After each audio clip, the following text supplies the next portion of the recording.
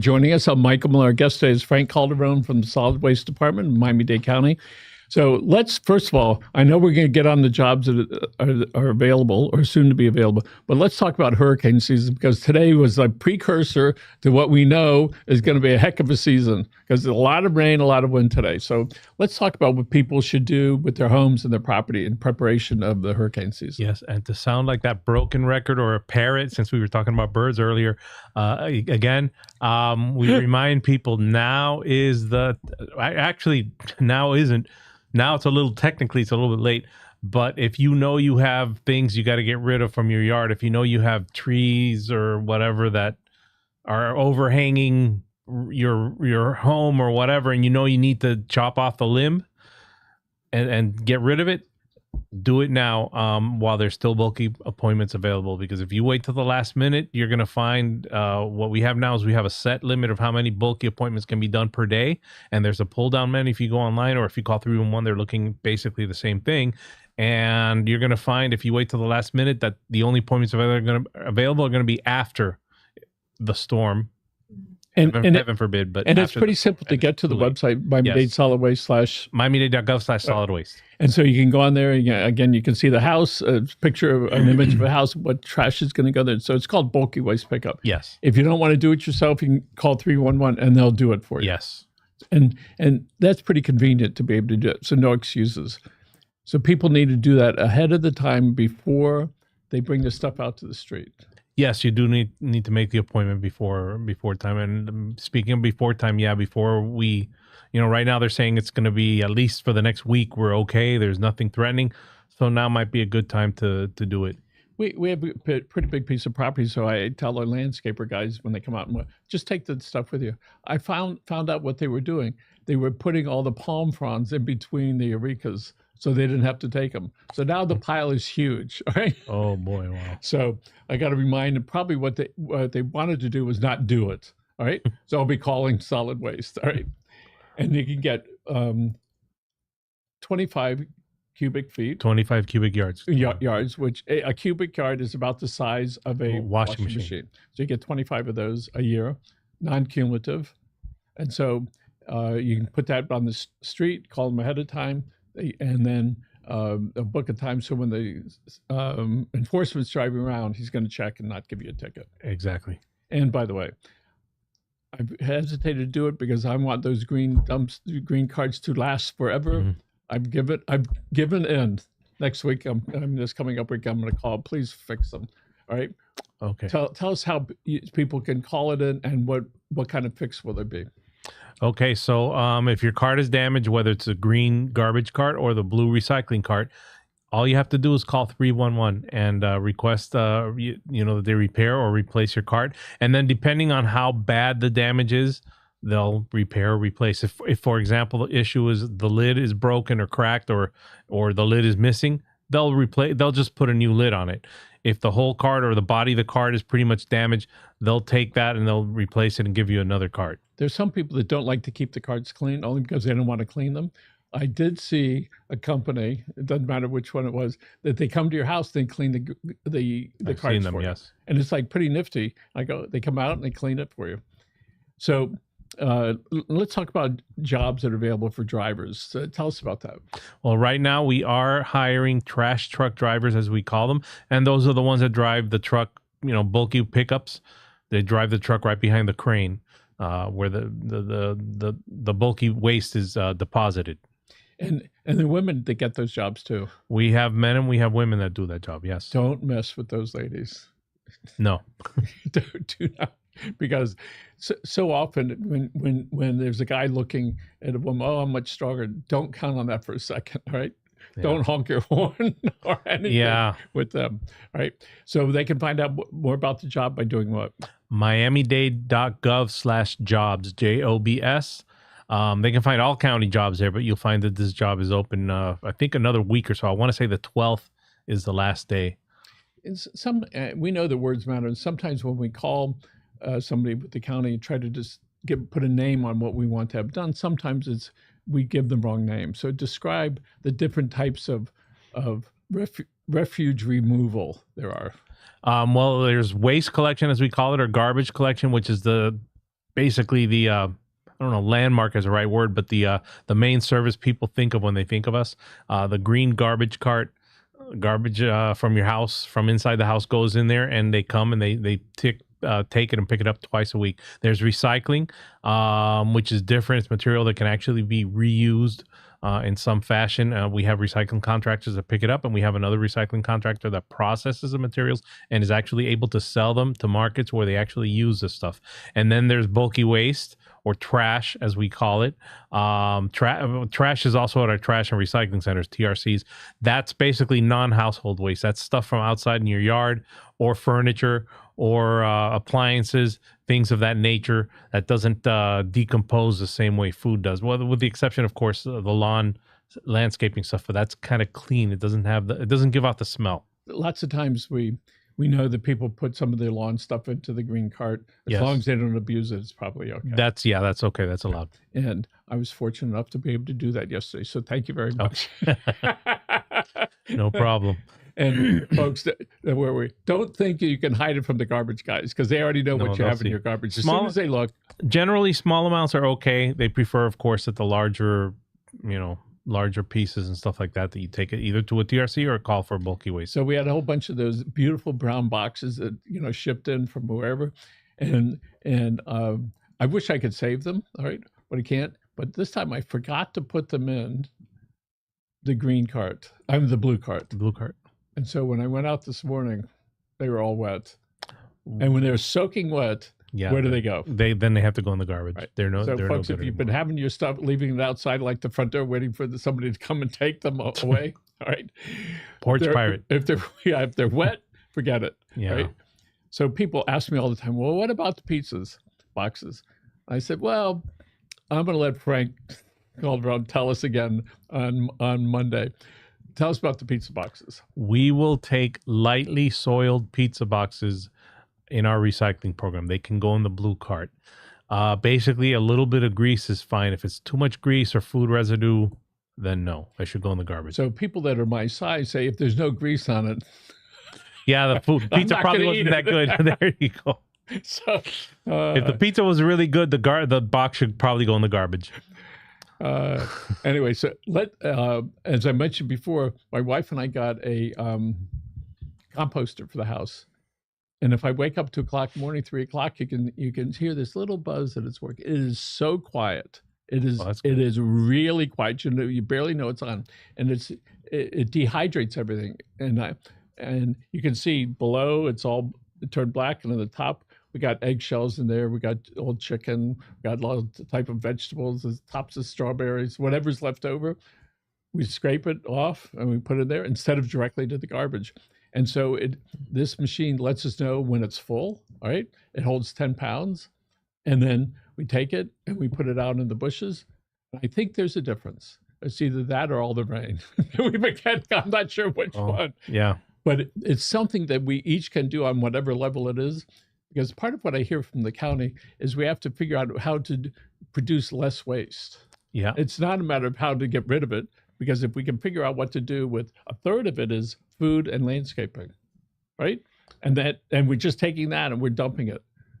And right now, tell folks when the garbage trucks pick it up, and from your green dumpsters, where does it go?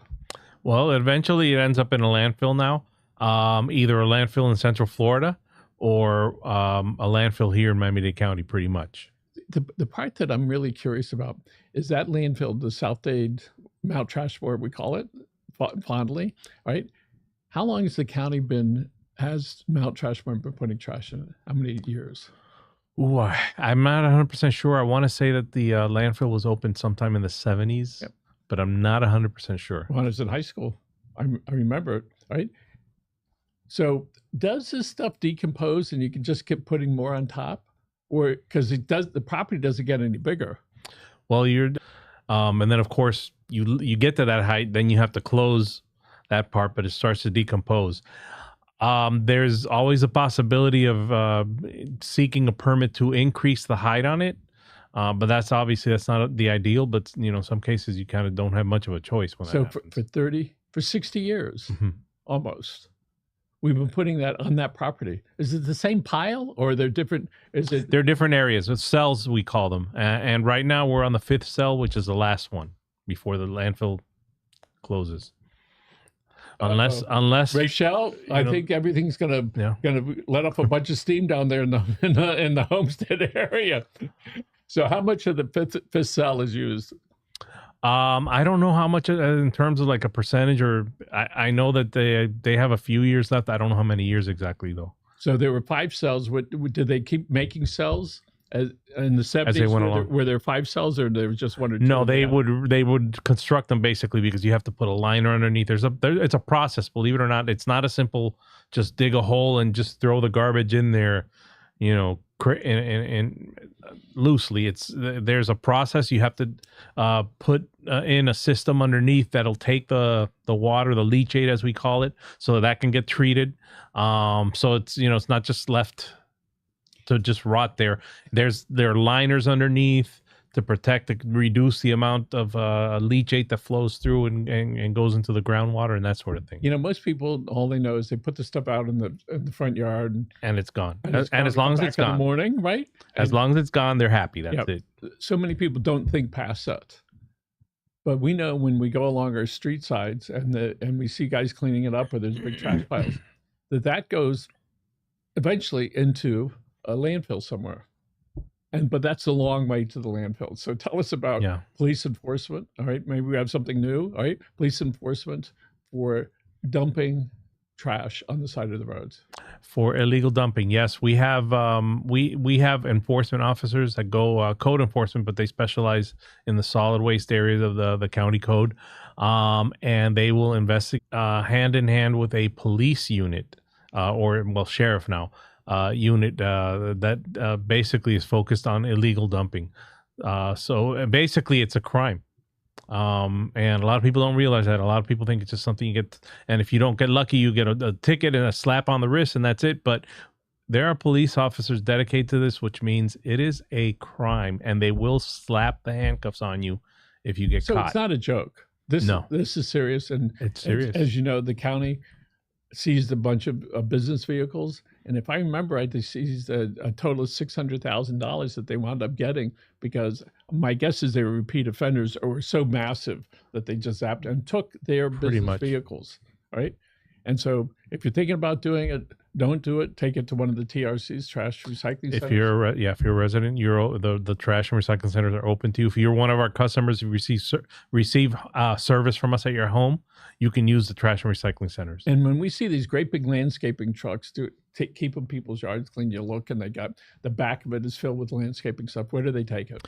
All right. So the trash and recycling centers, the TRCs as we call them by their acronym, are for residential customers only. However, we make an exception for landscapers. What happens is they have to register with us, and they have to buy coupons that they use for each visit they make to the TRC, so they can dump there. And I might have mentioned this before. A friend of mine had a lot of work going on in his house, and so he was going in his pickup truck, going to the TRCs. He had so many that the guy at the gate.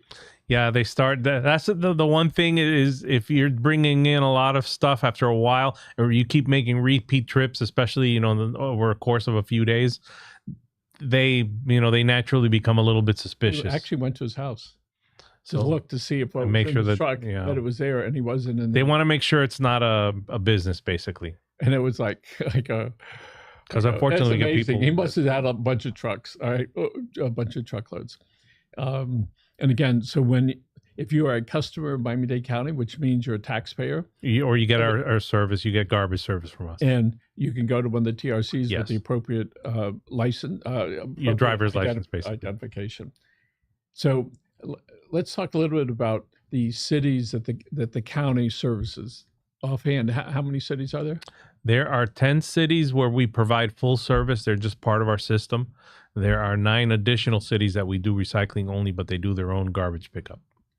Years ago, South Miami had its own, and we did a cartoon because the truck was so old, it had to get a running start to get up the hill. It was great. It was a lot of fun. So when you have these garbage trucks that pick up the green dumpsters, and then you have the for bulky waste, it's really two trucks, one with the claw on it, Typically, and yeah. and then the other truck. When they were at my house recently, it looked like the two there, and it seemed like there were four guys or girls. You had somebody that was on the ground, you had somebody driving the truck, so it was two, and then in the claw, so it was at least three. And they were doing such a good job. I just parked right there and I watched it. They were really careful not to tear up the grass because they know the boss is gonna get a phone call if they if they mix that up. So let's talk a little bit about recycling, which goes into the blue containers. All right. Yes. How often are recycling bins picked up? Recycling is every other week. And down there's a certain area. I think it was in Kendall. They got a different day, right? Was it in Kendall? No, there's a couple places. Some of the cities that get recycling only service. South Miami, as a matter of fact, is one that gets weekly service. Miami Beach is also, they're probably the largest city that's our customer as far as this service, but they get recycling service from us, the single family homes in Miami Beach, and we do that every week for them. Okay, and let's talk about the enormity of the job of the county picking up those green dumpsters throughout the county. I know we keep going over, but I want people to understand how big it is. So how many homes get serviced twice a week? About 343,000 roughly. Times two. And you multiply it because we go twice a week. So that's 700. Trying to do this math extempore. No, 686,000. So essentially customer interactions, basically. Times four for the month. It's a lot of stuff. Yeah. It's a lot of people. Yep. So, and for the people that may be looking to work for the county, either with this trash job or driving the trucks, how many homes do they service a day? How many, sir? They basically service half of what our customer base on a daily basis. So that's about 170,000, something like that. And so, but per truck? Well, per truck, each truck, the garbage trucks do about, roughly 1,200 homes. 1,200 homes they stop at each day, all right? Yep. Oh, my God. How many hours does it take to do that? Well, they are on what we call a 4x10 schedule, 10-hour days, but 4 days a week. So they get 3 days off. They get to play with that joystick and watch the stuff dump into them. Yeah, yep. So what's some stuff people should not put into their green dumpsters so that when they pick it up, that there's not a problem? They shouldn't put household chemical waste. They shouldn't put anything liquid. They shouldn't put loose gravel or sand. They shouldn't put tires. They shouldn't put, going back to the household hazardous waste stuff that we take at our home chemical collection centers, batteries, car batteries. Only the disposable alkaline batteries are the only ones that should go in. Why shouldn't people put the other batteries in there? Other batteries like lithium or like car batteries or motorcycle or boat batteries or lead based, that can be harmful to the environment, and that's why we ask people to bring those to our home chemical collection centers. So my hypothesis: people that are into recycling and they're happy, they're more likely to do the same with the batteries than the people that are not into it, because we'll just put it over there because just get rid of it. But it does matter. There's a certain part of the year with the county saying, "Please don't fertilize right now." Is that right now, by the way? Well, that's an RER Derm question. I think it starts from sometime in the spring or early summer and runs through. I want to say basically it coincides with the rainy season. That's now, because the runoff, if I'm not mistaken, the purpose for that ordinance was the runoff. You put too much fertilizer, the rain causes it to run off basically, and but I'm not 100% sure of the exact so people dates. can find that information. I think it just should be on the website, Miami-Dade.gov. And again, it's really easy to navigate that. So the recycling manager is Jean Marie Massey, who does a great job. We always are just laughing at each other and with each other as she puts all this stuff out. It fills the table, folks. This whole table. And she carries them. And Michelle knows this. She carries these big bags and she does it all by herself. And she takes and she puts the items on there. So if somebody's not into recycling, but they want to start doing something, what is it they could start with as far as recycling? Well, if they have a blue card at home, recycle at home. Some of the simplest things to recycle are food and beverage cans. And metal is really good for recycling. Cardboard boxes, if you get stuff delivered to your house all the time, cardboard boxes are fairly easy to recycle. Paper, junk mail, you can recycle your junk mail. So all the cans you can put in there, right? Yes. All the paper products you can put in all the single water bottles and Bottles are good. Water bottles, soda bottles, juice bottles, all those can be recycled as well. yeah. And once you start the process and your head's in it, it works. Plus, anybody that's got kids at home or grandkids at home, it's a good thing to be able to to do. So let's see what else we got. All right, so we have. Oh, let's talk about littering. And littering the sides of the streets, and who cleans up those sides of the street? What is that, the county, Wow. or is that a particular city? What is That's a good question. We would handle if it's on the right of way, if it's if it's illegal dumping, which is large amounts. Smaller amounts, difficult to say. I know that the county does have street sweepers in the public works department. I don't know what kind of schedule they have. But the street sweepers, of course, can tend to clean up the smaller items. Other than that, we do have a program where we work with the commissioner's offices to, with volunteers to clean up certain so areas, sometimes it's in the religious neighborhood. institutions or the Rotary, or it could be our schools or something like that nature. So there's one strip of property, Yeah. wherever that happens to be, and you're really supposed to actually do it. All right, we know about where I live that we saw what there would be teams that would go out and do it. An interesting thing, I saw what happened a week before the cleanup. County went out and cleaned it up. Our enforcement will go out and they'll look for the bigger items. Yes. We did that area that you're talking about. I actually participated or helped out with that a few years back, and I remember seeing, I think, personal watercraft jet ski that was abandoned in the area, and our enforcement came out and they had the illegal dumping unit check it out. So one of the things that I saw is when people can see the attention is being paid to an area, they tend to go along with that. Meaning that if it's enforcement, all right, they stay away. And if there's signs, which is, in this case, they put out no standing or stopping, which is sort of curious. But somewhere in there's a sign that says no dumping. And it was probably because of that, because people were wondering, what that was. So I don't stop. I used to stop and bother the dumpers, but not anymore. No. Getting too young to be able to take that chance. And one of the things, and I've told you this before, when I was probably 10, 11, 12 years old, I threw some stuff out the back seat. I was sitting in the back seat behind the driver, which was my mother. Cop pulled us over, and he called me out on it. It wasn't me. He says, yes, it was. It was you. All right. And I remember that just as clear as day. And so sometimes that stuff really matters. Let's talk about those plastic bags that inevitably you will be offered at a drugstore or at the grocery store. Other than for cat stuff and collecting your garbage, what should people do with them? They can't be recycled in our program, but notice I said they can't be recycled in our program. Doesn't mean they can't be recycled at all. So basically, don't put it in the blue cart because we can't take them. However, there are places that will take them. A lot of grocery stores, they might have, the next time you go to the grocery store, check outside and see if they have a bin for plastic bags. And oftentimes they'll take any type of plastic bag, even if it's not from their store. And that includes stuff like your dry cleaning, the bag that it comes in, that can be recycled there. So that's a good place to take it. But yeah, not in our program. So often we look at things that we think should be recyclable, right?